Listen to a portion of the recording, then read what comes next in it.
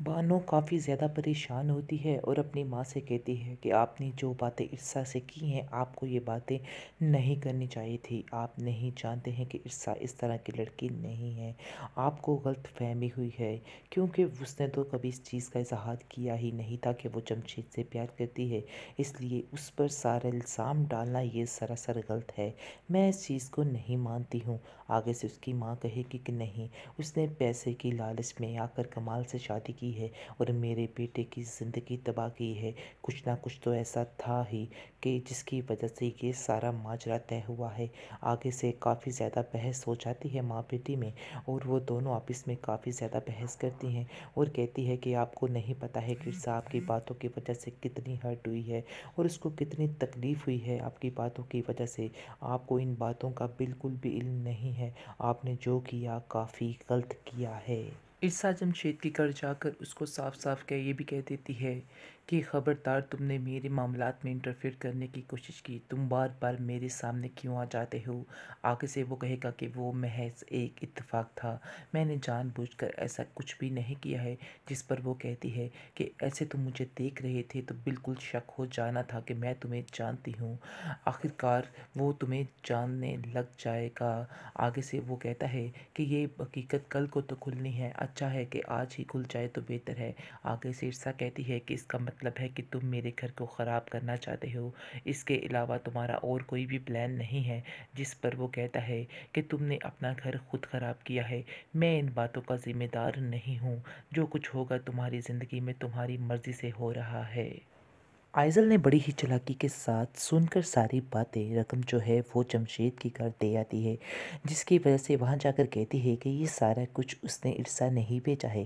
जिसकी वजह से ईर्षा को जैसे ही पता चलेगा इस बात का कि ये सारा माजरा जो है आइज़ल करके गई है, तो उसको काफ़ी ज़्यादा हैरानगी होगी और उसको समझ आ जाएगी कि ये ईर्षा उसकी यानी कि आइज़ल की एक और चाल है। जिसकी वजह से वो काफ़ी ज़्यादा परेशान हो जाती है कि आखिर अब वो नया क्या तमाशा खड़ा करने वाली है। उसको कुछ समझ नहीं आती है। वो अपनी दोस्त को कहती है कि तुम्हें नहीं पता था कि उससे मैंने किसी को इस बात का नहीं पता था, इसका मतलब है उसने मेरी बातों को चोरी से सुना है और फिर ये सारे पैसे दे के आई है। वो मेरी मर्ज़ी से पैसे नहीं दे के आई, आप लोगों को उसने नहीं दी हैं, जिसकी वजह से काफ़ी टेंशन हो सकती है। तुम नहीं समझती कि आइज़ल मुझे वहाँ से निकलवाने के लिए क्या क्या हरबे इस्तेमाल कर रही है, और अब उसने जमशेद का हरबा पकड़ लिया है, यानी कि हर बात पर मुझे इसका ही ताना मिलेगा। देख लेना, मैं घर जाऊंगी और मेरा क्या हश्र करेगी। वैसा ही होता है। जैसे ही वो घर जाती है तो वहाँ पर उसकी मुलाकात होती है आइज़ल के साथ, और आइज़ल को कहती है कि तुमने क्या हरकत की है। आगे से वो कहेगी कि ये बात मैं तुमसे पूछूं कि तुम क्या हरकतें कर रही हो तो तुम्हें कैसा लगेगा, क्योंकि तुम्हें इस बात की ज़रूरत है। तुमने बहुत गलत किया है मेरे बाप के साथ, उसको पागल बना रही हो, बेवकूफ़ बना रही हो सिर्फ पैसे हथियाने के लिए।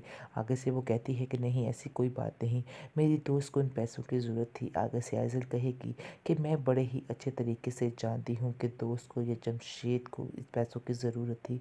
मैं सारी बातें तुम्हारी सुन चुकी हूँ।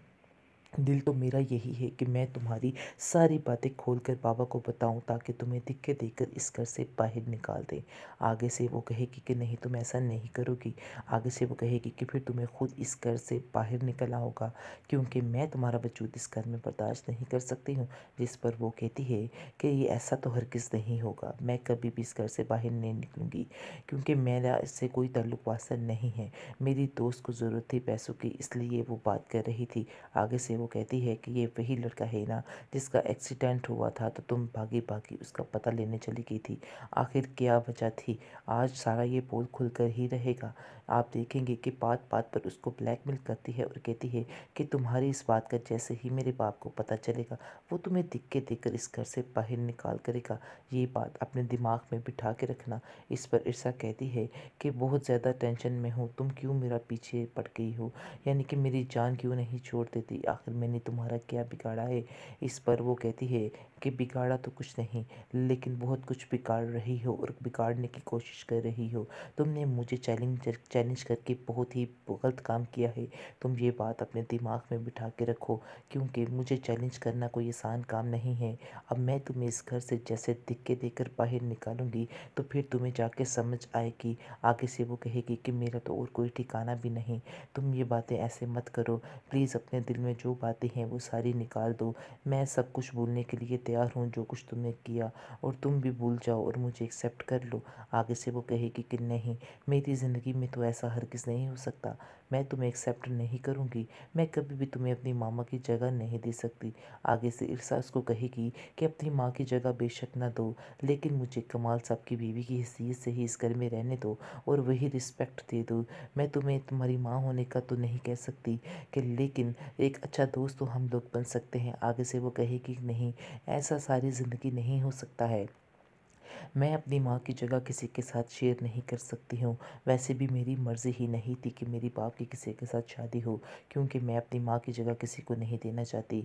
इसलिए बस तुम यहाँ से चली जाओ, वरना तुम्हें इस कदर ज़लील करके इस घर से बाहर निकाल करूँगी कि तुम सारी ज़िंदगी याद रखोगी और पछताती रह जाओगी कि तुमने मेरी बात को क्यों नहीं माना है।